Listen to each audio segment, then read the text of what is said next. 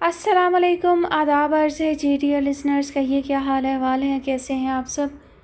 दुआ है, उम्मीद है आप सब खैरियत से होंगे। अल्हम्दुलिल्लाह मैं भी बिल्कुल खैरियत से हूँ और जी जनाब नावल की नेक्स्ट एपिसोड के साथ हाज़िर हूँ। इस नावल की फरमाइश हमसे की है तैमूर अहमद और सहर इकराम ने। नावल का नाम है आहद, मुसन्निफ़ा है सोफिया बट और आज आप सुनेंगे इसकी किस्त नंबर 17। बुत परस्ती कोई मज़हब नहीं, बुत परस्ती हर मज़हब की बिगड़ी हुई शक्ल है। पंडित शिव महाराज ने कलम को घुमाते हुए उसकी तरफ देखा। इंसान थक जाता है एक ऐसे रब की इबादत करते करते जिसे उसने देखा तक नहीं होता, जो दूर बहुत दूर महसूस होता है। तब मज़हब के नाम पे कारोबार करने वाले सामने आते हैं, खुदा को उनके सामने बिठा देते हैं, उनकी पहुंच तक ले आते हैं। पत्थर पे 2 लकीरें खींच दी तो हिंदू माथा टेक देते हैं, पत्थर को स्लेब चढ़ा दिया तो ईसाई सीने पर उंगलियां रखने लगते हैं, पत्थर पे चादर चढ़ा दी तो मुसलमान सजदे करने लगते हैं। आखिरी जुमले पे पंडित शिव महाराज ने उसके चेहरे पर तकलीफ़ देखी। मुसलमान तौहीद परस्त हैं, वो जो ऐसा करते हैं वो नादान हैं, मुशरिक नहीं। वो अल्लाह को वहदहु ला शरीक मानते हैं, किसी को अल्लाह का बेटा भाई बीवी नहीं समझते। उन्होंने भगवानों की जमात नहीं बना रखी। हाँ, औलिया कराम और सूफिया कराम की अकीदत में वो बहुत आगे चले जाते हैं। मैं मानती हूँ वह नादान है मगर मुशरिक नहीं। उसने बार बार उन्हें झुटलाया। नादान ही तो जाते हैं शिर्क की तरफ, दानिस्ता नहीं तो नादानिस्तगी में ही सही। इग्नोरेंस बहुत बुरी बला है और मज़हब का कारोबार करने वाले जानते हैं कि इंसान को भटकाना कैसे है। यह आसान काम है, इंसान को राह रास्त पर लाने से कई गुना आसान काम। उनके लहजे में तासुफ था, दुख था। मज़हब पे कारोबार कैसे कर सकता है कोई, वो भी दुखी हो रही थी क्योंकि ये आसान तरीन कारोबार है। बस एक रूप धार लो और चढ़ा दो जाहिल की आंख पे पट्टी। उन्होंने उसकी तरफ देखा। इतने स्वांग हैं उनके पोरों पे गिनती नहीं। दूसरों को अपने सामने झुकाकर उनकी उम्मीदें मुरादें पूरी करने के ख्वाब उनकी आंखों में सजाकर खुद तो कारोबार करते ही हैं, औरों को भी नहीं बख्शते। कभी एक कमसिन लड़की को देवदासी बनाकर कमाते हैं, उन मासूम बच्चों की ज़िंदगी का मोल लगाकर उनको बेमोल करके। कभी दोले शाह के चूहे बना डालते हैं मासूम रूहों को। माजूर जिस्मों को भी धंधा बना रखा है इन मज़हब के ठेकेदारों ने। पंडित जी के लहजे से दुख छलकता था। दूर बैठी कागज़ पे कलम घसीटती राबिया नसीम सोचती थी वो किन 2 लोगों से मिल बैठी है जो उसकी समझ में ना आते थे। औलाद इंसान के लिए सबसे प्यारी शय, जाहिल उसे कुर्बान कर डालते हैं और ये कुर्बानी कोई इब्राहिम की कुर्बानी जैसी नहीं होती। ये कुर्बानी उस पैमाने की होती है जिस पे इंसान अशरफ बनता है। हिंदू कमसिन बेटी को कुमारी बनाकर देवदासी बनाकर खुश होते हैं कि बड़ा सवाब कमा लिया। मुसलमान अपनी औलाद ही नज़र कर देते हैं उन दरगाहों को, फिर उन्हें माजूर बना दिया जाए, उनसे भीख मंगवाई जाए या कुछ भी करवाया जाए। ऐसा तो कोई कम अकल ही करता होगा, सब मुसलमान ऐसा थोड़ी करते हैं। पंडित जी की तवक्का के ऐन मुताबिक उसकी तरफ से मुसलमानों के दिफा में जुमला आया। वह हल्का सा मुस्कुराए। अपनी बेटी को देवदासी या प्रभुदासी भी कोई अक्लमंद नहीं बनाता, जाहिल ही बनाता है। सब हिंदू ऐसा थोड़ी करते हैं। अमतल की दोनों हाथों की उंगलियां एक दूसरे में पेवस्त हुईं। उसके चेहरे पे दुख छलका। दुनिया में क्या कुछ होता था वो अब जानने लगी थी और अब भी सब कब जानती थी। तुम्हारा मसला ये है लड़की कि तुम जाहलियत और मज़हब को जोड़ देती हो। जाहलियत कहीं भी किसी भी धर्म किसी भी दीन में पनप सकती है। तो आपका ये मानना है कि दुनिया का हर मज़हब ठीक है? उसने उनकी आंखों में देखा। मेरा ये मानना है कि दुनिया के हर मज़हब की बुनियाद ठीक है। हिंदू मत की बुनियाद क्या है? उनमें कौन सा नबी आया? शायद राम, शायद कृष्ण या कोई और। क्या राम और कृष्ण नबी? अस्तग़फ़ार, मैं नहीं मानती। हिंदुओं का कोई नबी नहीं। वो नफ़ी में सर हिलाते हुए बोली। तुम ये कहना चाहती हो कि उनका कोई रब नहीं, कोई खालिक नहीं, कोई राज़िक नहीं? मेरा ये मतलब नहीं। वो गड़बड़ाई। अच्छा, उनको पैदा करने वाला खालिक भी वही है, उनको अता करने वाला राज़िक भी वही है, उनको मौत देने वाला ममीत भी वही है, ये मानती हो? उसने सर अस्बात में हिलाया। तो उसको अपने उन बंदों के साथ भी प्यार है ना, फिर वो उनकी रहनुमाई के लिए किसी को क्यों नहीं भेजेगा जबकि उसने हर कौम में नबी भेजे। अच्छा, ये तो जानती होगी कि अंबिया की तादाद क्या है? 1,24,000। वो फ़ौरन बोली। अच्छा, 1,24,000 अंबिया दुनिया में आए। तुम या मैं तो फ़कत उतने अंबिया को जानते हैं कि उनके नाम उंगलियों की पोरों पर गिन सकें। जहाँ उंगलियों के पोर ख़त्म हो, हमारी नामों की गिनती ख़त्म। या शायद हम उससे भी कम नबियों को जानते हैं। शक है कोई तो गिन लो। आदम, नूह, इब्राहिम, इस्माइल, इसहाक, याकूब, यूसुफ, मूसा, दाऊद, ईसा, मोहम्मद। पंडित शिव महाराज इतने नाम लेने के बाद रुक से गए। उनका कलम 11वीं पोर पर ठहरा हुआ था। हज़रत शीस उसके मुंह से निकला। पंडित शिव महाराज का कलम अगली पोर तक गया। हज़रत ज़िक्रिया, हज़रत लूत, हज़रत उज़ैर, हज़रत दानियाल, हज़रत। वो रुकने लगी। पंडित शिव महाराज का कलम भी 16वीं पोर पर आकर रुक गया। अमतल के चेहरा शर्मिंदगी के एहसास के साथ झुका। 1,24,000 अंबिया में से सिर्फ 16 के बारे में जानती हो तुम, सिर्फ 16 के बारे में। बाकी के बारे में क्या कहती हो? किस इलाके, किस खित्ते में पैदा हुए, किस कौम की तरफ मबऊस हुए? कुछ नहीं जानती तुम, कुछ नहीं जानते हम सब। फिर कैसे कह सकते हैं कि फ़लाँ मज़हब में कोई नबी होकर नहीं आया? हिंदू मत की बुनियाद क्या है? उनमें कौन सा नबी आया जो बुत तराश के घर पैदा हुआ, जो मुसलमान, ईसाई, यहूदी हर मज़हब के लिए मोतबर हैं? कौन? आपका मतलब है हज़रत इब्राहीम? उसका मुँह खुला। हाँ, मेरा मतलब यही है।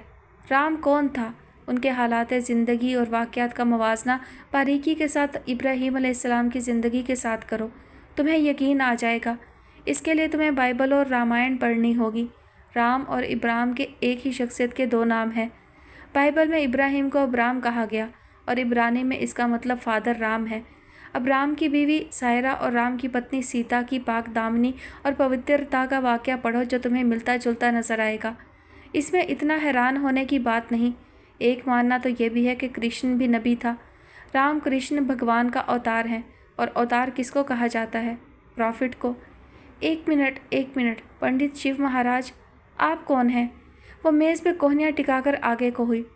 पंडित जी समझ नहीं पाए उसका सवाल। अब्रू ऊपर को उठे। मैं बताती हूँ आपको कि आप कौन हैं। आप जगदीश महेश्वरी के बहुत अच्छे दोस्त हैं, उसने उनकी आंखों में झांक कर कहा और खड़े होते हुए कुर्सी परे धकेली। पंडित शिव महाराज उसे देखते रह गए। राबिया, मैं गाड़ी में बैठी हूँ। उसने मुड़कर तेज़ तेज़ कलम चलाती राबिया नसीम को मुखातिब किया और फिर बड़े बड़े कदम उठाती उस कमरे से बाहर निकल आई। पंडित शिव महाराज के चेहरे पर हल्की सी मुस्कुराहट और आंखों में हल्की सी नमी आ ठहरी। फातिमा, यासिर भाई और सुलेमाना की शादियों पे जितना उसे तस्वीरों का इंतज़ार था, मोमिना की मंगनी पे ना था। उसने बेदिली के साथ तस्वीर देखी और मोबाइल एक तरफ रख दिया। वो बहुत उदास हो रही थी। उसे कोई भी और कुछ भी अच्छा नहीं लग रहा था। कल पंडित शिव महाराज से भी बदगुमान होकर उठ आई थी। दूसरे की सोच, अकीदे, नज़रियात से इख्तलाफ आपका हक़ है, मगर उसकी पूरी बात सुने बिना उस पर इल्ज़ाम लगाकर उठ आना आपका हक़ नहीं। राबिया नसीम ने वापसी पर कहा था। उसने रुख मोड़कर उसकी तरफ देखा तो वो डायरी पर कलम चला रही थी। क्या? मैं तो इस जुमले को हिंदी में लिख रही हूँ, एकदम चेहरा उठाकर उसकी आंखों में देखते हुए उसने कहा था। वो गर्दन मोड़कर फिर से गाड़ी से बाहर देखने लगी थी। हुमायूं की कॉल आई तो वो सोचों से बाहर निकली। तुम हैदराबाद क्या कर रहे हो? वो हैरान हुई। राहिला को सॉरी आलिया को देखने आया था। कौन आलिया? वो सुर्ख ईंटों वाले घर में रहती लड़की जिसके लिए असवद घंटों बालकनी में खड़ा रहता था। हैं? ऐसी कौन सी लड़की है? वो हंसी। लड़की है नहीं थी, अब चली गई कहीं। उसका घर ढह गया था। असवद के फ्लैट की बालकनी में खड़ा हुआ उदास हुआ। जाने पिछली सदी के अवाइल अशरों में बने घर के ढह जाने पे या अपनी उमंगों का महल मस्मार होने पे। ओह अच्छा, वो घर। हाँ, असवद भी उदास हुआ था उस घर के लिए। बता रहा था कि काफ़ी अरसा पहले उस घर को खाली करने और डिमोलिश करने का नोटिस आ चुका था, मगर उस घर के बुज़ुर्ग जो हिजरत के बाद इस घर में मुंतकिल हुए थे, खाली करने को तैयार ना थे। अमतल को वो सुर्ख ईंटों वाला घर याद आ गया था जिसका जिक्र उसने असवद से सुना था, मगर किसी आलिया या राहीला का तज़किरा तो कभी ना हुआ था। हाँ, पहले उसकी एक दीवार गिरी थी और वो बुज़ुर्ग उसके नीचे दब गए थे जो आलिया के दादा थे गालिबन। जान दे दी मगर अपना घर न छोड़ा। हाँ, मोहब्बत करने वाले जान दे देते हैं मगर घर नहीं छोड़ते, ज़मीनें नहीं छोड़ते, रिश्ता छोड़ देते हैं। क्या कह रही हो? आवाज़ नहीं आ रही। मैं कह रही हूँ कि असवद के फ्लैट में क्या कर रहे हो? उसने घूरकर मोबाइल स्क्रीन को देखा जैसे वो उसमें नज़र आ रहा हो। हैदराबाद आया था, शहजादे ने काम कह दिया, उसी का एक डॉक्यूमेंट लेने फ़्लैट आया था तो तुम्हारी याद आई, सोचा कॉल कर लूँ। वो उसे बता नहीं पाया कि असवद की फ़ाइल में क्या देखकर उसकी याद आई थी। असवद कब आएगा हैदराबाद? बड़ी याद आ रही है तुम्हें उसकी? ये तो नहीं पूछा कि मोमिना कब आएगी हॉस्टल? बदतमीज़, वो हंसती। एक बात पूछूं अमतल? दूसरी तरफ वो संजीदा लगने लगा था। तुम भी इजाज़त लेकर पूछा करते हो, इतने अदब आदाब कब सीखे? फौजी रिश्तेदार बन रहे हैं, एटिकेट्स, मैनर्स, एरा वगैरह सीखना तो पड़ेंगे ना। अच्छा, क्या पूछ रहे थे तुम? उसे लगा कि वो कितना भी खुद को लापरवाह बेनियाज जाहिर करे, है तकलीफ़ में। उसे हुमायूं पर गुस्सा भी था और उसकी फ़िक्र भी। अब तुम भी हमारी लड़की हो, तुम्हारी फ़िक्र भी हमें ही करनी पड़ेगी। राजीव राय को तो गोली मारो। अब सुनो, हमारे ख़ानदान के खूबरू हसीन लड़कों में से किसी को चुनने का मौका दिया जाए तो किसे चुनोगी? ये खूबरू हसीन लड़के हैं कौन से, पहले नाम तो बताओ। हुमायूं किसी को उदास रहने नहीं देता था। वो भी हंसती जा रही थी, जैसे कि अतहर, असवद, चौधरी हुमायूं सुलेमान। अपना नाम बड़ी शान से लिया गया। बस बस, चौधरी हुमायूं सुलेमान और अतहर तो हो नहीं सकते। अच्छा, यानी कि तुम्हारा जवाब हुआ असवद? वो फ़ौरन बोला। जिस तेज़ी से वो बोला था उसी तेज़ी के साथ अमतल ने जवाब दिया था। आह! और चौधरी हुमायूं सुलेमान को सामने आईनों की दुकान में सजे एक आईने में अपना अक्स जो नज़र आया वो बहुत धुंधला था। उसकी समाअत और बसारत पर बड़ा हमला हुआ था। रंज के ये कैसे दिन चल पड़े थे। अभी तो अपने दिल के टुकड़े उठा रहा था और अब ये असवद के ख्वाब, माँ के अरमान, सुर्ख ईंटों वाले घर की तरह सब कुछ ठहर सा गया था। कुछ देर बाद जब मोबाइल कान से हटाकर वो बालकोनी से मुड़कर कमरे में गया तो कदम उस मेज़ के पास रुक गए जिस पे असवद उसके यार की फ़ाइल पड़ी थी। वो जानता था कि इस फ़ाइल के अंदर उसके ज़रूरी डॉक्यूमेंट्स हैं। वो ये भी जानता था कि इस फ़ाइल के अंदर एक तस्वीर है जिसमें एक राजकुमारी आम के दरख्त पे से एक आम उतारने की कोशिश कर रही है। वो तेज़ी से कमरे से निकला और शुएब को मिले बगैर उस फ्लैट से भी निकल आया। लाए, मैं कर दूँ साफ़। अंजुमन ने जल्दी से हाथ में पकड़े फूलों को गुलदान में लगाया और कपड़ा लिए हुमायूं की तरफ बढ़ी, जो अपने जूते पकड़े कुर्सी पर आ बैठा था। हुमायूं ने हाथ से उसे मना किया और खुद अपने जूते साफ़ करने लगा। अंजुमन ने अफसुर्दा सी निगाह उस पर डाली। आजकल उसे बेचारे हुमायूं पर बड़ा तरस आ रहा था, जिसका दिल टूटा था।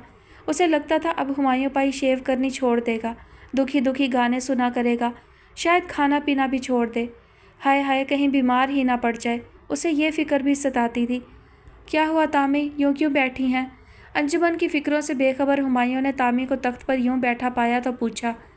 वक्त मिले तो कानों वाले डॉक्टर के पास ले चलना मुझे हुमायूं। खैर तो है तामी? वो फ़िक्रमंद हुआ। मैंने सुना वो कह रही थी टिंडे और कद्दू भी रख दूँ, मक्खन भी एक डब्बे में डाल दूँ। भला वो कैसे कह सकती है ये? मेरे कानों में मसला है कोई? हुमायूं ने उस सामान को देखा जो मोमिना को हॉस्टल ले जाना था। तामी, अभी तो देखें आगे आगे होता है क्या। ससुराल वालों के लिए टमाटरों और मिर्चों की छिलियाँ भी तैयार करवाया करेगी। जी नहीं, मेरे ससुराल वालों को ज़रूरत नहीं टमाटरों मिर्चों की। ये तो हॉस्टल की कुछ गरीब लड़कियां हैं, उनको दूंगी, ज़रा इज्जत बनेगी मेरी। उसने अपने कमरे की खिड़की से मुंह बाहर निकाला। वाह वाह, खिदमत खल्क। हुमायूं ने पैरों में जूते डालते हुए तौसीफ़ी अंदाज में कहा। वो तुम्हारा शोबा है, कहकर उसने मुंह अंदर कर लिया। तभी उसके मोबाइल की स्क्रीन चमकी थी। किधर हो यार, तरस गया हूँ तुम्हारी आवाज़ सुनने को। मोमिना के चेहरे पर सुर्खी आई। अब भी तुम्हें सोचना पड़ रहा है कि फ्रेंड के भाई के साथ क्या बात करूं? उसका अगला मैसेज आया था। उसे समझ न आ रही थी कि आमिर को क्या रिप्लाई करे। जिस दिन से मंगनी हुई थी उसके बेकरारी भरे पैगामात आ रहे थे। यहाँ तक तो ठीक था, मगर हॉस्टल पहुँचते ही उसकी कॉल आने लगी तो कैसे बात करेगी वो? उसके हाथ पाँव अभी से फूल रहे थे। हॉस्टल पहुँचो, मिलने का प्लान करते हैं। अगले मैसेज ने उसका हाल बुरा किया। कॉल पे तो फिर भी बात कर लेती, उससे मिलेगी कैसे? हमारे यहाँ शादी से पहले मिलने का रिवाज नहीं, उसने टाइप किया और भेज दिया। बाहर अंजुमन डस्टिंग वाला कपड़ा हाथ में लिए सलाह मशवरा करने रिफ़त जहाँ के पास आ बैठी थी और आप कह रही थी, तामी मैं सोच रही हूँ मेरी फुप्पी का जो काका हुआ है ना परसों, उसका नाम कैप्टन आमिर रख दूँ। इसके बाद तुम्हारी लाश मीरवाह से मिलेगी। वो तेज़ी के साथ बाहर आई। अपना नीले वाला सूट दे दें सितारों वाला, तो ख्याल बदल भी सकती हूँ। अम्मी इस ब्लैकमेलर को कहें जब मैं घर हूँ तो फ़खरे की बीवी को भेजा करे काम के लिए, अपनी शक्ल ना दिखाया करे। फातिमा का मैसेज आया है कोई? अम्मी का ध्यान परदेसन बेटी की तरफ था जो कल यास्मीन के घर वीडियो कॉल के दौरान बहुत उदास दिखाई देती थी और रो भी रही थी कि बहन की मंगनी पे वो इतनी दूर बैठी है। अम्मी को यह भी फिक्र थी कि आसिम के लिए रिश्ता नहीं दिया, बहन का मूड ख़राब था। कहीं खुरम ने भी फातिमा के साथ मूड बिगाड़ ना रखा हो, फातिमा उन्हें बता ना रही हो। अम्मी वो ठीक है, खुरम भाई भी उसके साथ बिल्कुल ठीक हैं, खाला भी राज़ी हो जाएंगी, आप फ़िक्र ना करें। मोमिना ने उन्हें तसल्ली देते हुए मोबाइल की चमकती स्क्रीन पर नज़र दौड़ाई। आमिर का मैसेज था। सिग्नल्स की वजह से उसका मैसेज देर से गया था, जवाब भी देर से आया था। हम रिवाज बदल डालेंगे। अपनी मोटरसाइकिल को साफ करते हुए हुमायूं ने उसके चेहरे का बदलता रंग महसूस किया। तकलीफ़ हुई, मगर इतनी नहीं। आजकल वो अपने लिए नहीं, असवद के लिए दुखी था। प्रोवोस्ट ने मीटिंग कॉल की थी। कुछ लड़कियां छुप गई थीं। उनके नज़दीक इस मीटिंग में जाना वक्त ज़ाया करने के मतरादफ था। कुछ मीटिंग की वजूहात जानने के तजस्सुस में वक्त से पहले जा पहुंची थी, और कुछ अब टोलियों की सूरत में आ रही थी और डांट भी खा रही थी।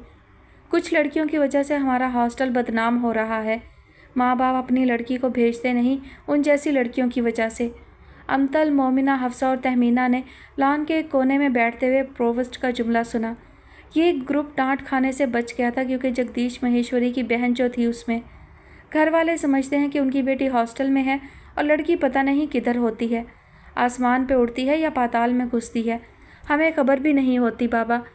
प्रोवोस्ट गुस्से में थी। तीनों वार्डन भी संजीदा नज़र आ रही थी। लड़कियों का तजस्सुस बढ़ा के आखिर हुआ क्या? चेक रखा करें ना, हफ्सा बड़बड़ाई। तहमीना ने कोहनी मारकर उसे चुप करवाया। मेरी नरमी का बड़ा फ़ायदा उठा लिया सबने, अब और नहीं। कुछ कहता है चौकीदार तो आगे से जवाब देती हैं। फॉरनर लड़कियां भी तो रात देर से हॉस्टल वापस आती हैं। वे मुझे दो जवाब, फिर मैं देखती हूँ अपनी टांगों पे कैसे चलकर अपने कमरे तक जाती हो। घरों से आती हो पढ़ने के लिए, डिग्री लेने के लिए, और इधर आकर करती हो अयाशियाँ। लो जी, सबकी शामत आने का वक्त हुआ जाता था। कसूरवार बेकसूर सब सुनने पर मजबूर। अब ये है कौन जिसकी वजह से हमें इतना कुछ सुनना पड़ रहा है? तहमीना को गुस्सा आ रहा था। जिनकी वजह से ये मीटिंग हो रही है वो यहाँ होंगी नहीं। हफ्सा को हंसी आई और वाकई ऐसा ही हुआ। जिन 3 लड़कियों की वजह से आज उन सबको बुलाकर यहाँ बिठाया गया था, उनमें से 2 मौजूद ही नहीं थी। एक नाम सुनकर अमतल चौंकी। पूर्णिमा, ये तो तेरी रूममेट है ना? मोमिना ने अमतल की तरफ देखा। उसने अस्बात में सर हिलाया। उन लड़कियों ने चेकआउट किया तो हमें क्या पता कि अपने घर गई हैं या यहीं कहीं रंगरलियाँ मना रही हैं। अब परसों तक उनके वालिदैन आएँ, वरना हम इन लड़कियों की अलॉटमेंट कैंसिल कर देंगे और बाकी लड़कियां भी सुन लें। यहाँ सुनना किसने था? गॉसिप के लिए नया मौजू हाथ आ गया था। अब चलना था ये जिक्र कई दिन। अमतल कमरे में आई तो दर्शना और संतोषी को फिक्रमंद पाया, और अगले दिन जब परी हॉस्टल आई तो हंसती रही। उसको परवाह ही ना थी। वो लड़का मुसलमान है जिसके साथ तुम रह रही हो, संतोषी तासुफ से कह रही थी। गाय के पेशाब का पोछा करने वाले वाक़ये के बाद से जगदीश महेश्वरी के फ़ोन करने पर उसकी अलॉटमेंट उस कमरे से कैंसिल करके दूसरे कमरे में करवा दी गई थी, मगर वो यहाँ आने से बाज नहीं आती थी। अलबत्ता अमतल से बात नहीं करती थी। उसके वहमो गुमान में भी ना था कि उसका कमरा परी के कहने पर तब्दील हुआ है, दुर्गा के कहने पर नहीं। तो परी ने अबरू उचकाए। तुम्हें अपने धर्म की इज्जत का ख्याल नहीं? तुम्हें कोई हिंदू लड़का नहीं मिला? संतोषी बहुत दुखी हो रही थी, जबकि परी फिर हंसती रही, गुनगुनाती रही।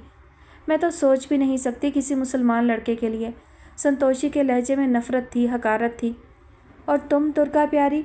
परी ने अमतल की ठोड़ी पकड़कर आंख मारते हुए पूछा। अमतल ने उसके हाथ को झटका देकर परे किया। तुम्हें अच्छा नहीं लग रहा कि परी एक मुसलमान लड़के के साथ रह रही है? जिस तरह रह रही हो वो अच्छा नहीं लग रहा, अमतल ने साफ गोई से जवाब दिया। परी फिर हंसी। तुम्हें मेरा जगदीश महेश्वरी के साथ होना भी अच्छा नहीं लगता? तुम्हें मेरा राजीव राय के साथ होना भी अच्छा नहीं लगता? तुम्हें यह भी अच्छा नहीं लग रहा? परी करे तो करे क्या? अमतल कोई भी जवाब देने के बजाय फातिमा का मैसेज पढ़ने लगी। पता नहीं ये लड़कियां लड़कों के चक्कर में क्यों पड़ी रहती हैं।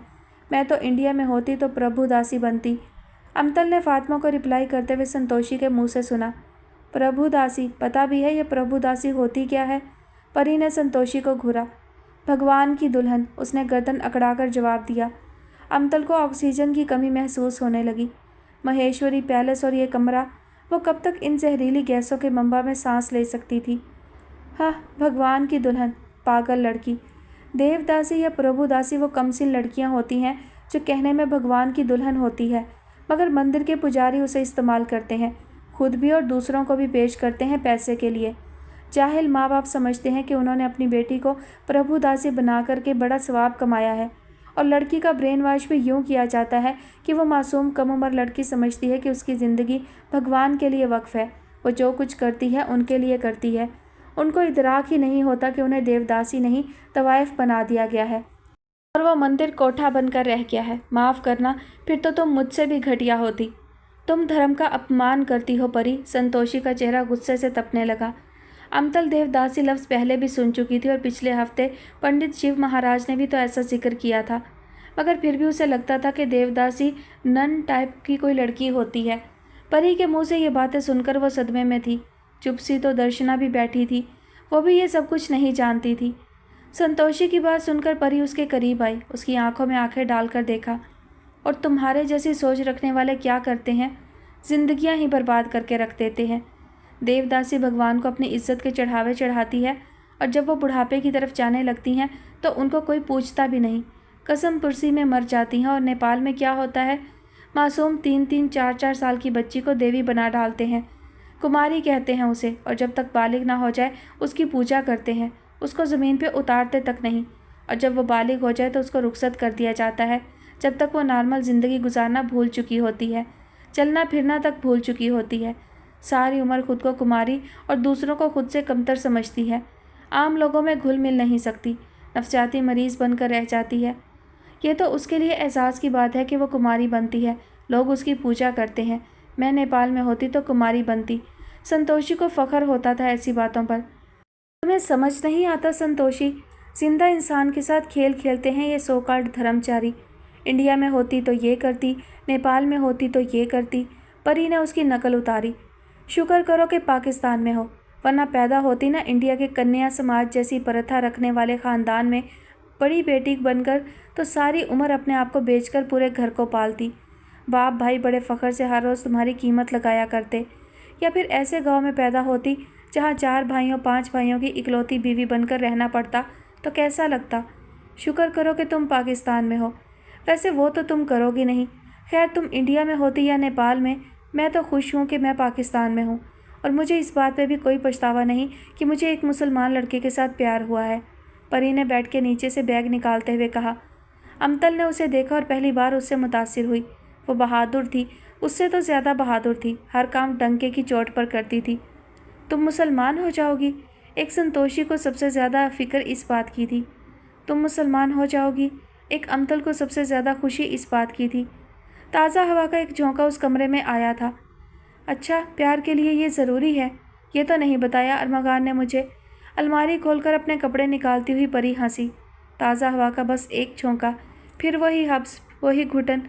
संतोषी आज हार मानना नहीं चाहती थी। वो किसी भी तरह से रोक लेना चाहती थी परी को एक मुसलमान लड़के के पास जाने से। वो फिर बोली थी, मुझे और मेरी सोच को घटिया कहती हो, फिर तुम कौन सा अच्छी हो? कभी एक के साथ, कभी दूसरे के साथ, कभी तीसरे, कभी चौथे के साथ। परी ने उसके लफ्ज़ छीनकर खुद जुमला मुकम्मल किया। फिर बोली, मगर अपनी मर्ज़ी से, धर्म का मुखौटा लगाकर नहीं। परी प्लीज़ ऐसा नहीं करो। देखो, मैं तुम्हारी मम्मी को फ़ोन कर दूँगी। संतोषी को आखिर धमकाना पड़ा। ये काम तो प्रोवेस्ट भी कर चुकी। परी के इत्मीनान में कोई फ़र्क नहीं आया। तुम्हें डर नहीं लग रहा? तुम उनका सामना कैसे करोगी? संतोषी उसके करीब आई।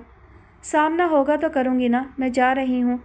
अमतल ने बेइख्तियार सर उठाया। तो जिस लड़की ने उसे बहुत बार ज़ख्म दिए वो जा रही थी, और जा भी कहाँ रही थी? एक मुसलमान लड़के के पास।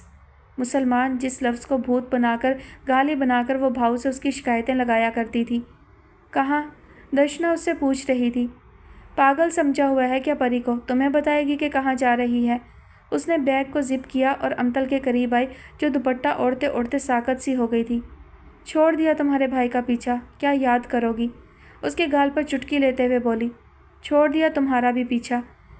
गर्मी थी और बिजली ना होने की वजह से फ्लैट में घुटन सी हो रही थी।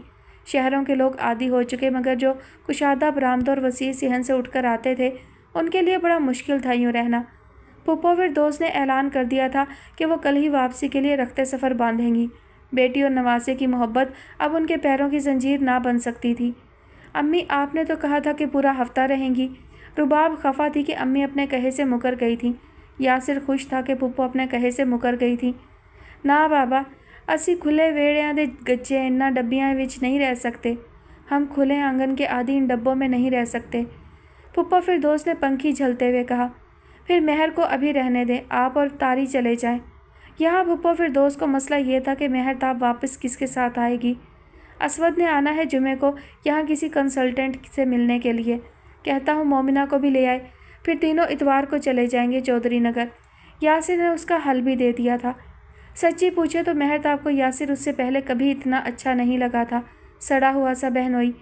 اگلے 2 دن اس نے بڑی دقت کے ساتھ گزارے۔ جمعہ تھا کہ آ ہی نہیں رہا تھا۔ جمعہ آ گیا تو رات کے 8 نہیں بج رہے تھے۔ میں حاشر کو تیار کر دوں، تم ذرا کچن دیکھ لو۔ وہ تیار ہو رہی تھی جب رباب حاشر کو واش روم کی طرف لے جاتے ہوئے بولی، کچن میں جاؤں گی تو پسینہ آ جائے گا۔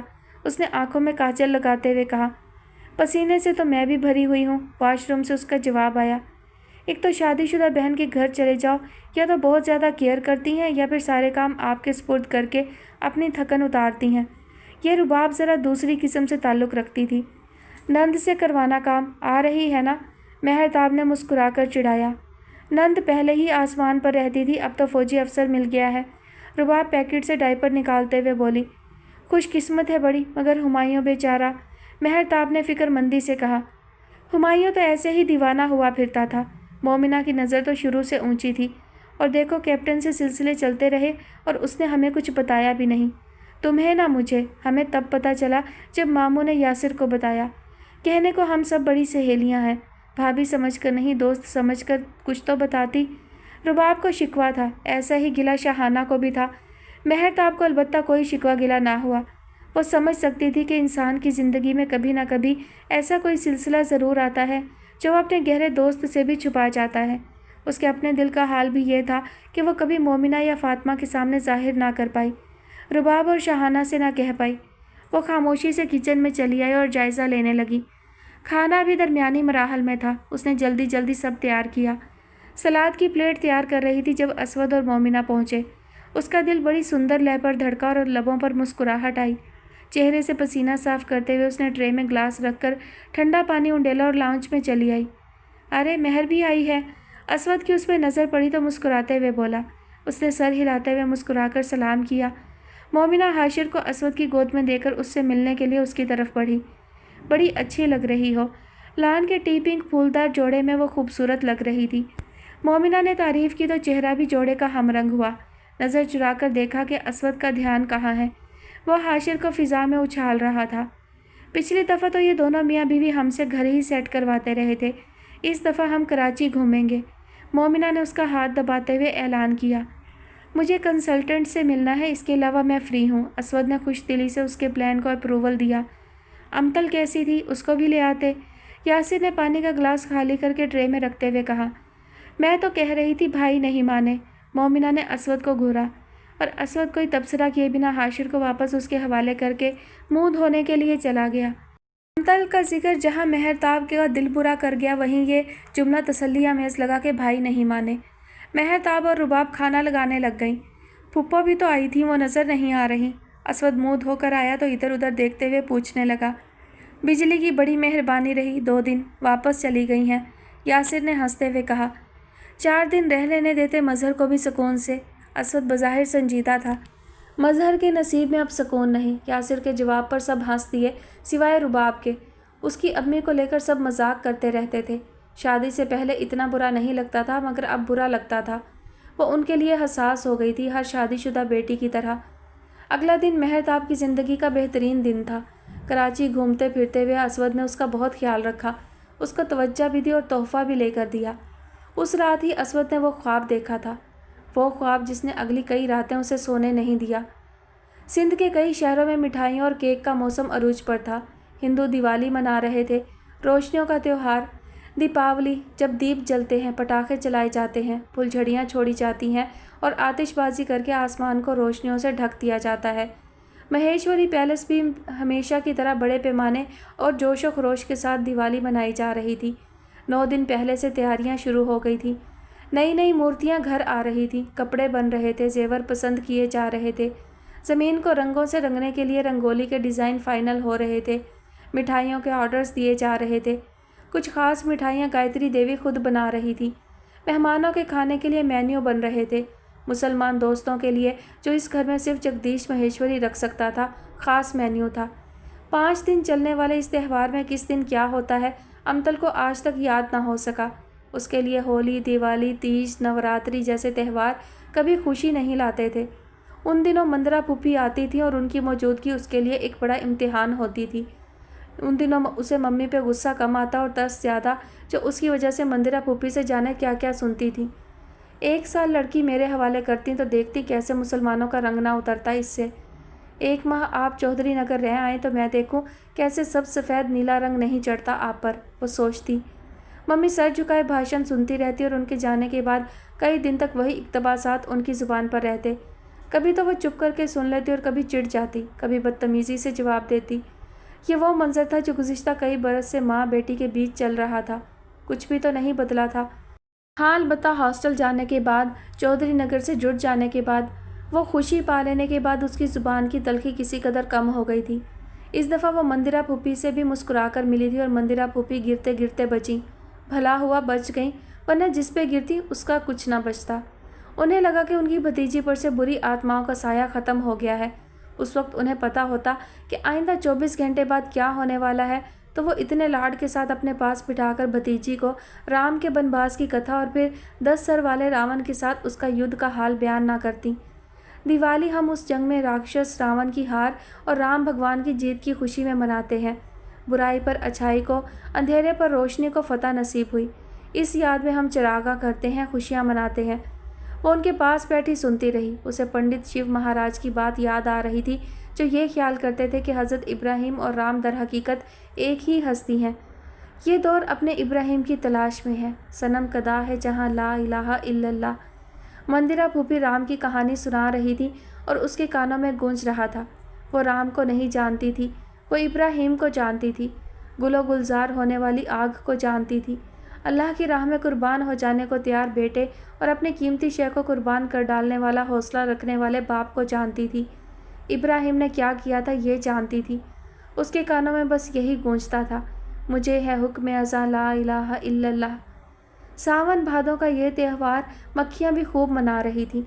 हर तरफ इतनी मक्खियाँ थीं कि बंदा सुकून से एक कप चाय भी बैठकर नहीं पी सकता था। हालांकि ये इनका मौसम था, दिवाली ना भी होती तो उनको हर तरफ भिनभिनाना ही था। मगर जब भी कोई ये कहता कितनी मक्खियाँ हो रही हैं आजकल, जवाब फ़ौरन ये आता, दिवाली है, मिठाइयों की वजह से आती हैं इतनी मक्खियाँ। खैर मक्खियाँ तो बीच में जाने कहाँ से आ गई। बात हो रही थी दिवाली की, जो रामू की गोठ में भी मनाई जा रही थी। मगर रामू के लिए कैसी दिवाली, कहाँ की दिवाली। उम्मीद की जो रोशनी थी उसे अंधेरे निगल गए थे। उसके बाप ने अब वापस नहीं आना था। कभी उसके सर पे हाथ नहीं रखना था, कभी उसे सीने से नहीं लगाना था, कभी मारो डीकरो नहीं कहना था। फिर वो कौन सी दिवाली मनाता। खुशी का हर त्यौहार उसके लिए बेमानी हो गया था। फिर भी वो गोट आया था अपनी माँ के पास। इस साल नथ के बिना उजड़े हुई सी गंगा ने भी दिवाली नहीं मनाई थी। दोनों माँ बेटे ने बस कम मनाया था। वो चाहता था कि गंगा अब उसके साथ चले। वो अम्मा के लिए परेशान रहने लगा था। घंटों का सफ़र तय करके हर हफ्ते यहाँ आता था। उसकी मिन्नत करता था, मगर गंगा का एक ही जवाब था, तेरा घर होगा जिधर तेरी लाड़ी बैठी होगी, उस घर में चलूँगी मैं। ये अम्मा का और उसका अपना वो ख्वाब था जिसकी ताबीर सामने सामने तो कहीं रामू को नज़र न आती थी। दोनों के बीच बहस लाहासिल सी रह जाती और वह रूठा रूठा सा वापस लौट जाता। उस दिन भी एक ऐसी ही बहस के बाद वो भागन का सूट और उसके बच्चे के लिए लाए हुए खिलौने उठाकर बोझल दिल के साथ घर से निकला और भागन के घर की राह पर चल पड़ा। चलते चलते एक पगडंडी से गुजरते हुए यूं ही जाने क्यों उसे हूरा याद आई थी। हूरा जिसकी हथेली पे उसने कभी उम्मीद का कोई सितारा, कोई दिया, कोई जुगनू नहीं रखा था। फिर भी जाने वो उससे क्या क्या उम्मीदें लगा बैठी थी। उसकी बेएतनाई सह ना पाई और अपनी ही जान ले बैठी। उसके दिल का बोझ कई गुना बढ़ा। ना वो अपने बाप के दिल में अपनी मोहब्बत की शम्मा रोशन कर पाया था, ना ही हूरा के दिल से उस शम्मा को बुझा पाया था। कितना नाकाम शख्स था वो। यही वजह थी कि अपने आप से कभी मोहब्बत ना कर पाया। अपनी नाकामियों के हिसाब किताब के बीच जब वो भागन के घर पहुंचा तो उसे पता चला कि ये तो वो भागन ही नहीं थी जिसे वो जानता था। सीधी सादी उसकी मासूम सी बहन, जो दुनिया से डरती थी, जो अपने भाई से डरती थी, जो अपने साये से भी डरती थी। ये तो कोई और ही भागन थी। वो कितने प्यार से उसके बच्चे के लिए खिलौने लेकर गया था, मगर वहाँ जाकर खबर पड़ी कि अब भागन और उसके बच्चे के लिए इन मामूली तोहफ़ों की ज़रूरत नहीं रही। उनके सहन में पहले से अच्छी हालत में बच्चों की साइकिल खड़ी थी। उनके तन पे पहले से बेहतर लिबास मौजूद था। वो हैरान हुआ, बूढ़े बीमार राबतों के पास इतने वसाइल कब थे। अच्छी खुराक मिल जाती तो शायद वो बिस्तर से उठने के काबिल हो जाता, मगर 2 माह से बीमारी थी कि जाती ना थी। क्या राबतों के बेटे कुछ कमाने लगे हैं? वो भागन और बच्चे के लिए कपड़े और खिलौने लेकर आए। वो सोचता रहा था। दूसरे दिन उसे जवाब मिल गया था जब रामू ने सिबगतुल्ला के भतीजे को एक खेत से निकलते देखा। रामू को देखकर पहले वो ठिठका, फिर मुस्कुराते हुए कमीज़ का कॉलर सीधा किया और सीटी बजाता हुआ मोटरसाइकिल पर बैठकर सफ़ेद कोठी की तरफ चला गया। उसको फिर भी कुछ गलत न लगता अगर वो कुछ ही देर बाद उसी खेत में से भागन को निकलते हुए ना देखता। उसके हाथ में एक बड़ा शापर था और वो बड़े एतमाद के साथ चल रही थी। मगर रामू के सामने देखकर उसके कदम वहीं रुके। ये क्या है? ये रामू की आंख का इशारा समझकर उसने शापर को देखा। दवा है राबतों के वास्ते। और वो अटकी। भागन यह ठीक नहीं है। वो चुप रही थी मगर रामू को उसके चेहरे पर नागवारी नज़र आई थी। राबतों को पता चला तो? उसे खबर है। उसने बहुत इत्मीनान से जवाब दिया। उसे ज़िंदा रहने के लिए दवा की ज़रूरत है। उसके सौरे तो किसी काम के नहीं, उसकी घरवारी काम की है। वो शशदर सा रह गया। उसे भागन का चेहरा कम उम्र मासूम लड़की का नहीं बल्कि एक पक्की औरत का चेहरा लग रहा था। तुम्हें याद है भागन, हवेली वालों ने तुम्हारे साथ क्या किया था? उसने दुख से कहा। मेरे को याद है मेरों ने मेरे साथ क्या किया था। वो लड़की जो अभी 15 साल की भी ना हुई थी, उसने बहुत सबक पढ़ लिए थे। रामू उसे कुछ भी पढ़ा ना सका, समझा ना सका। उसके दिल पे एक और बोझ पड़ गया था। अगले दिन मम्मी और लाजवंती जब भाऊ के साथ उनके किसी दोस्त के घर लक्ष्मी पूजा में गए हुए थे, उसे तेज़ बुखार था, इसलिए उसकी जान छूट गई थी। तब वो वहीं सीढ़ियों पर आकर घुटनों पर सर टिकाकर बैठ गई। बैठे बैठे उसे दीवारों पे चांदी जैसी रोशनाई से लिखा नज़र आने लगा। मुझे है हुक्म अज़ा ला इलाहा इल्लल्लाह। लॉन में फूलों से सजा नज़र आने लगा। मुझे है हुक्म अज़ा ला इलाहा इल्लल्लाह। आसमान पे सितारों से चमकता नज़र आने लगा। मुझे है हुक्म अज़ा ला इलाहा इल्लल्लाह। उसने दाएं कोने की तरफ निगाह की जो जहर का मंबा था। उसे लगा कि जहरीली गैसों का गुबार सा उठा और उसकी सांस सांस में भरने लगा। सनम कदा है जहाँ, मुझे है हुक्म अज़ा ला इलाहा इल्लल्लाह। शिव की उस मूरत को देखकर हमेशा ही उसके अंदर कुछ कर डालने की तहरीक पैदा होती थी। कभी जी चाहता कि उस पर ऐसा बम गिराए कि दुनिया हिरोशिमा और नागासाकी का जिक्र भूल जाए। कभी मन मचलता कि चौधरी नगर के सुरमई गेट के बाहर खड़ा ट्रैक्टर उस पर चढ़ा दे। कभी जी चाहता कि वो उठी, तेज़ी से चलती हुई अंदर गई और फिर स्टोर रूम से जो निकली तो उसके हाथ में हथौड़ी थी। उसके चेहरे और अंदाज में कुछ ऐसा ज़रूर था जिसने मुलाजमिन को एहसास दिलाया था कि कुछ होने वाला है। वो वसीओ और इस लाउंज में आई, कंसोल टेबल पर रखी दुर्गा माँ पे वार किया। दुर्गा माँ का एक हाथ उसके जिस्म से अलग हुआ, फिर दूसरा, फिर तीसरा, फिर उस शेर पे वार किया जिस पे दुर्गा माँ बैठी थी। ना शेर कुछ कर सका, ना ही माँ की शक्तियाँ। पूरी मूर्ति को ढाकर वो ड्राइंग रूम में चली गई। वहाँ पड़ी दोनों मूर्तियों को ढाया, फिर कॉरिडोर में आई। वहाँ दीवार के अंदर चौकोर खानों में छोटी छोटी मूर्तियाँ रखी थीं। वो हर पत्थर के सनम पे ज़रब लगाती रही। मुलाजिमों में से कोई दूर खड़ा देख रहा था। किसी ने पास आने की जुर्रत की, किसी ने रोकने की कोशिश भी की, किसी ने गायत्री देवी का नंबर मिलाया। वो बेनियाज थी उस वक्त हर शय से। तमाम मूर्तियाँ ढाकर वो मम्मी के बेडरूम में चली आई। मम्मी के कमरे में रखी सोने की मूर्ति थी। वो उसे तोड़ ना सकी, ढा ना सकी, तो उसे किचन में लाकर आग पर डाल दिया और उसे पिघलकर कतरा कतरा बनकर नीचे गिरता देखती रही। सोने की कीमती मूर्ति जिसकी आंखों में नीलम जड़े थे, जिसके सामने गायत्री देवी सोने से पहले आखिरी काम और जागने के बाद पहला काम झुकने, मांगने, पूजने का करती थी, वो भी अपने आप को जलने, पिघलने और बेशक्ल होने से बचा ना सकी। यह सब करने के बाद वो बाहर आई, दाएं कोने की तरफ बढ़ी। वो कोना जो जहर का मंबा था, जहाँ उसके लिए सांस लेना मुहाल होता था। वहाँ उस शिव महादेव के पास सांस रोक आई, उसके कदमों में हथौड़ी रखी और सुकून के साथ चलती हुई छत पर आ गई। यहाँ ताज़ा हवा थी। उसने गहरा सांस लिया, ऊपर निगाह की और हल्का सा मुस्कुरा दी। अहद, अहद, अहद। अमतल अहद की सांसें अहद की माला जपने लगीं। लाजवंती जो होती तो कहती, लो फिर पड़ गया दौरा इसे। वो उसे बताती, मुझे दौरा नहीं पड़ता लाजवंती, मुझे इश्क हर शय से बेनियाज कर देता है। हाँ, बेनियाज ही तो कर दिया था उस इश्क ने उसे। सोमनाथ का मंदिर ढाने के बाद उसके नताइज से भी बेनियाज। जब मुलाजिम ने गायत्री देवी को फ़ोन करके जल्दी पहुंचने को कहा था, तब बहुत फ़िक्रमंद होने के बावजूद उन्होंने तसव्वुर तक ना किया था कि क्या क़यामत आ चुकी है। घर में दाखिल होते ही उनकी नज़र दाएं कोने की तरफ गई। हे भगवान खैर रखना, उसने शिव से इल्तिजा सी की और बेटे बहू के पीछे अंदर दाखिल हो गई। लाउंज में कदम रखते ही हर कोई सकते में आया था। اور گایتری دیوی اس کیفیت سے سب سے بعد میں نکلی تھی۔ کس نے کیا ہے یہ سب؟ ملازم چپ تھے۔ گھر کے سب سے پرانے اور وفادار ملازم کھیرو نے سب کو سمجھایا تھا کہ وہ جگدیش مہیشوری کے سامنے درگا بی بی کا نام نہ لیں۔ وہ جانتا تھا کہ اس صورت میں نتیجہ کیا ہوگا۔ جگدیش مہیشوری بہن کا کیا حشر کرے گا؟ کچھ بھی تھا، وہ رام مہیشوری کی بیٹی سے ہمدردی رکھتا تھا۔ میں نے پوچھا کس نے کیا ہے یہ سب؟ گایتری دیوی چلائیں۔ امتل آہد لاؤنج میں داخل ہوئی اور ان کے سامنے آ کھڑی ہوئی۔ آپ کے بھگوان شیو نے۔ اس کا اطمینان قابل دید تھا۔ وہ یہ سب نہیں کر سکتا، وہ چلائیں۔ اچھا چلیں، یہ تو بتا سکتا ہے کہ کس نے کیا یہ سب۔ اس وقت اس کی آنکھوں میں کوئی ڈر تھا نہ خوف۔ وہ کیسے بتائے گا؟ کیوں نہیں بتائے گا؟ وہ اس قابل کہاں، وہ تو پتھر کا بے جان بت ہے، ان کے منہ سے نکلا۔ اچھا، آپ نے تو کہا تھا کہ وہ زندگی دیتا ہے۔ وہ ہنس دی اور گایتری دیوی کو جھٹکا لگا۔ تو یہ سب؟ چلیں، آپ نے مانا تو آپ کے خدا کسی قابل نہیں، پھر بھی پوچھتی ہیں ان 3 سروں 8 ہاتھوں والے دیوی دیوتاؤں کو۔ کسی کی زبان تو باہر تک نکلی ہوئی ہے مگر وہ بولنے کے قابل نہیں۔ کسی کے ہاتھ ہی ہاتھ ہیں لیکن وہ خود تک آنے والا ایک وار بھی روکنے کے قابل نہیں۔ ہائے بیچارے آپ کے بھگوان۔ وہ ہنستی جا رہی تھی۔ اس کی ہنسی تھمی تب جب ایک تھپڑ اس کے گال پر لگا۔ کچھ دیر کے لیے وہ سکتے میں آئی۔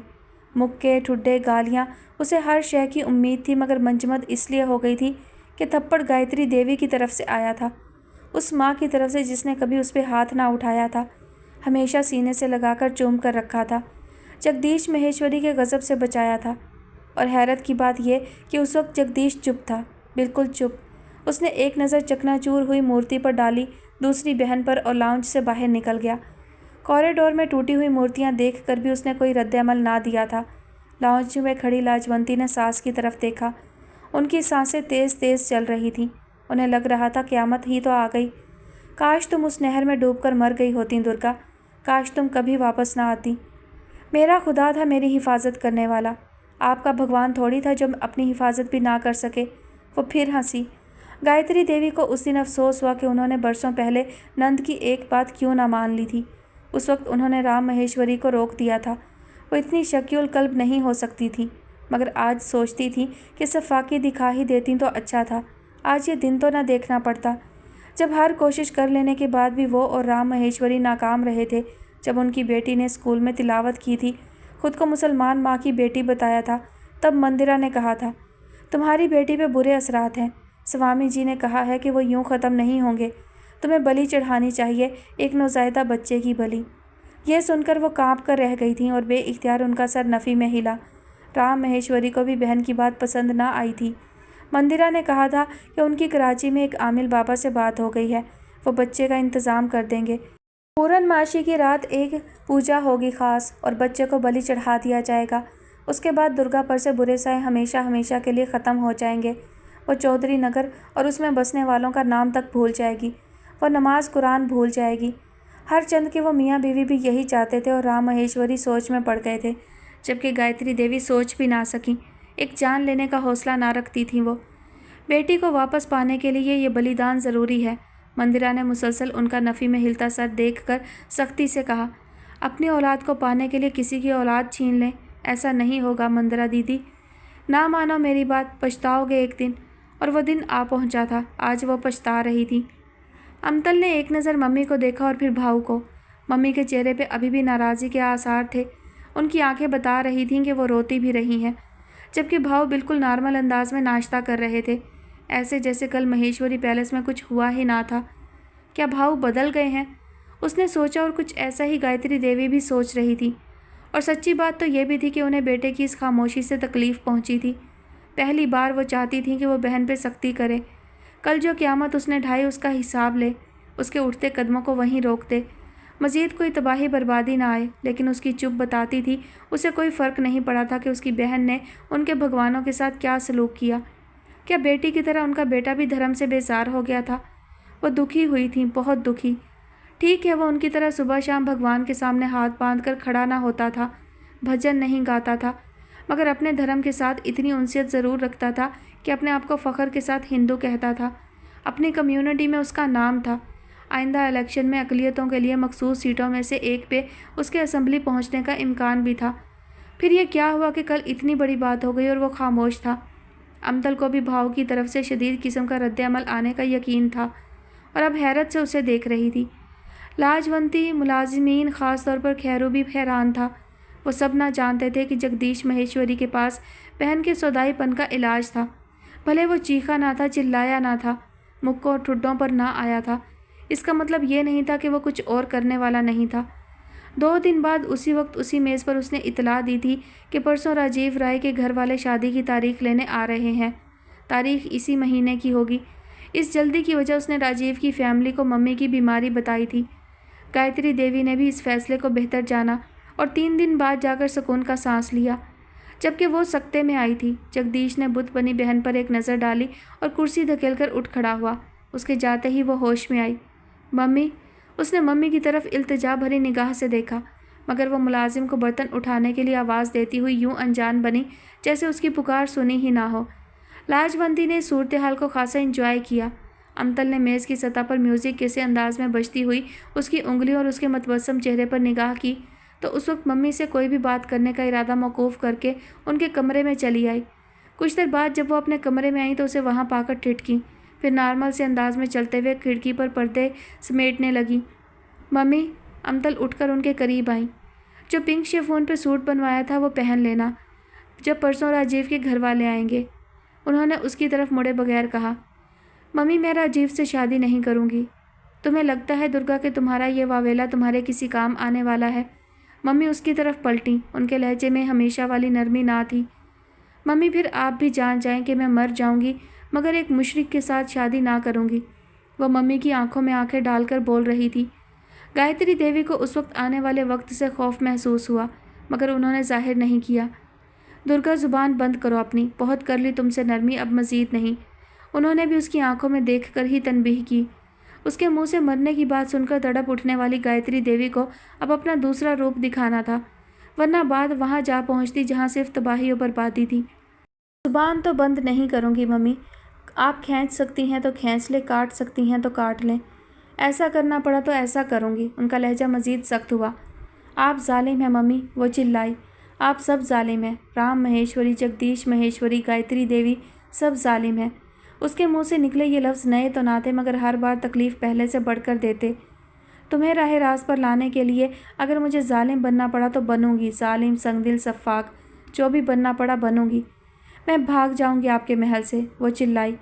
تم نہیں بھاگ سکتی درگا، اور اس کے لیے مجھے تمہیں بیڑیاں بھی پہنانی پڑی تو پہنا دوں گی، میں اپنی جان لے لوں گی۔ وہ ان کے سامنے آ کھڑی ہوئی۔ تم ایسا نہیں کرو گی، ممی ہلکا سا مسکرائیں۔ میں جانتی ہوں تم کبھی ایسا نہیں کرو گی، آپ کیسے کہہ سکتی ہیں؟ اسلام میں خودکشی حرام ہے۔ وہ ڈھیلی پڑی، آج اس کا ہر وار خالی جاتا تھا۔ اگر وہ دکھتی رگ پر ہاتھ رکھنا جانتی تھی تو سامنے اس کی ماں تھی۔ ممی، راجیو فلرٹ ہے، کئی لڑکیوں کے ساتھ اس کی دوستی ہے، 2 کے ساتھ تو اسے میں نے بھی کئی بار دیکھا ہے۔ اس نے تھک کر اب ممی کا دھیان راجیو کے اس پہلو کی طرف کرنا چاہا جس پہ پہلے اسے کوئی اعتراض نہ رہا تھا، لیکن ممی کا دل پسیج سکتا تھا اور یہ شادی ٹل سکتی تھی۔ تمہارے باپ اور بھائی میں بھی یہ خوبیاں تھیں، تو کیا میں نے یا لاجونتی نے چھوڑ دیا انہیں؟ تو کیا آپ چاہتی ہیں کہ میں بھی آپ کی طرح اور لاجونتی کی طرح ساری عمر دوسری عورتوں کو سہتے گزار دوں؟ ٹھیک ہے، مت کرو راجیو سے شادی، کسی بھی لڑکے کا نام بتا دو جس میں تمام خوبیاں بھی ہوں، تمہیں پسند بھی ہو اور ہندو بھی ہو۔ میں جگدیش سے، سارے خاندان سے، سارے سماج سے لڑ کر تمہاری شادی کروا دوں گی اس سے۔ گایتری دیوی کے جواب نے اسے چپ سا کر دیا۔ تاروں بھری رات تھی۔ وہ دونوں بازو سر کے نیچے رکھے چارپائی پر لیٹا تاروں کو دیکھتا ہوا جانے کہاں گم تھا۔ اس کے پاس ولی سو رہا تھا۔ وہ باپ سے تھپڑ کھا کر روتے روتے سویا تھا۔ تھوڑی تھوڑی دیر بعد اس کی سسکی سی ابھرتی۔ اسود چونک کر اس کی طرف متوجہ ہوتا، اس کے سینے پر ہاتھ رکھتا، پھر ماتھے پر ہاتھ پھیرتا، اور جب لگتا کہ وہ سکون میں آ گیا ہے تو سیدھا ہو کر پھر تاروں کو دیکھنے لگتا۔ ہمایوں نے اس کے پاس سے گزرتے ہوئے اسے غور سے دیکھا۔ دل میں درد کی ایک لہر سی اٹھی۔ خاموشی سے برآمدے کی طرف بڑھ گیا۔ اسود کو اس کے آنے جانے کی خبر بھی نہ ہوئی۔ آج کل عجب عالم تھا، وہم سا رہتا کہ کچھ ہونے والا ہے۔ شاید اس کی وجہ وہ خواب تھا جس کی تعبیر دیکھی جائے تو بری نہیں تھی، مگر خواب دل نکال لینے والا تھا۔ تعبیر اچھی تھی مگر وہ اس خواب کے بارے میں سوچنا نہیں چاہتا تھا، اسے یاد کرنا نہیں چاہتا تھا، اور تعبیر بھی یہ نہ چاہتا تھا۔ نیند میں سسکی بھرتے ولی نے اس کی توجہ اپنی طرف مبذول کروائی۔ چاچو بھی نا، پتہ نہیں کیوں اتنا غصہ کرنے لگے ہیں، ہمیں تو کبھی مارا نہیں تھا، بلکہ ہمارے تو آئیڈیل چاچو تھے، دوستوں جیسے، اور اب کس قدر چڑچڑے مزاج کے ہو گئے ہیں۔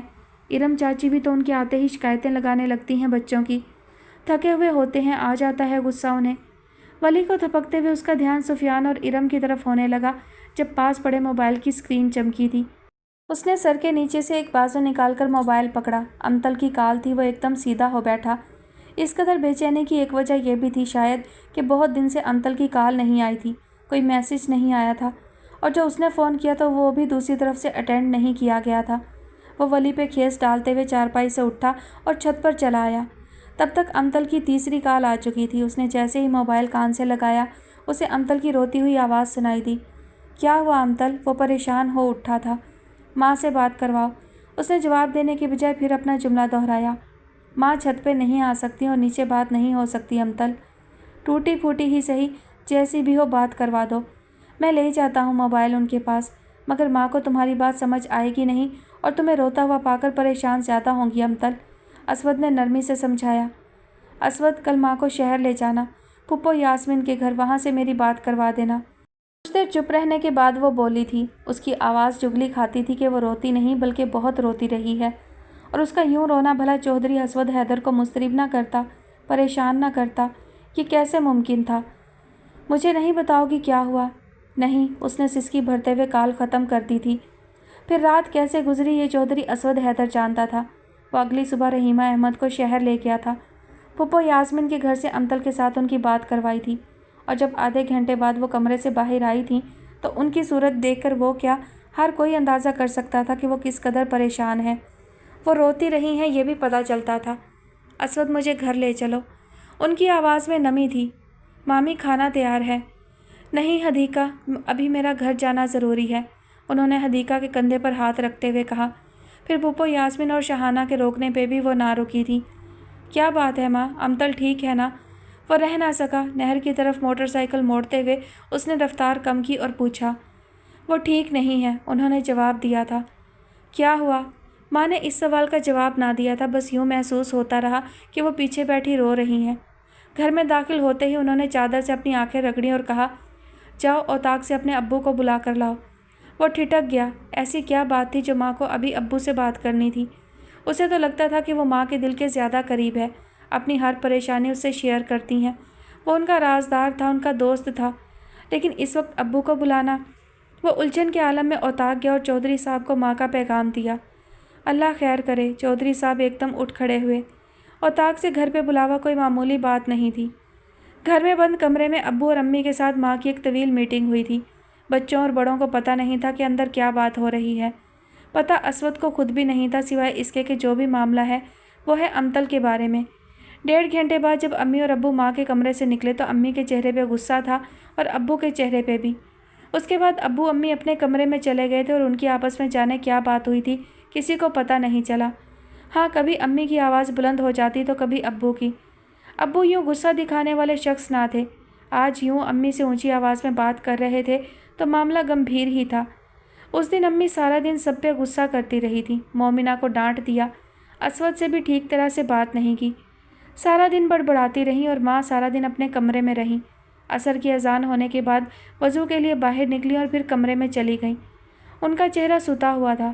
رات چودھری صاحب نے دونوں بھائیوں اسود اور ہمایوں کو بلا کر ایک بیٹھک کی تو ساری بات سامنے آئی اور حقیقتاً سب پریشان ہو اٹھے۔ امتل کے ساتھ رشتہ ایسا تھا کہ دونوں چاچو اس پر آئے امتحان کے بارے میں جان کر بے چین ہونے لگے۔ وہ انہیں اپنے مرحوم بھائی کی نشانی لگتی تھی۔ چودھری سلیمان حیدر کو اس وقت شہانہ بھی بھول گئی۔ رفت بھابھی نہیں مانتی تو مرضی ان کی، اسود ان کا بیٹا ہے، جو چاہے فیصلہ کریں۔ ہمایوں میرا بیٹا ہے، جو چاہے میں فیصلہ کروں۔ ہمایوں کرے گا شادی امتل سے۔ ایک دھماکہ تھا جو ہوا تھا، اسود اور ہمایوں دونوں زخمی ہوئے تھے۔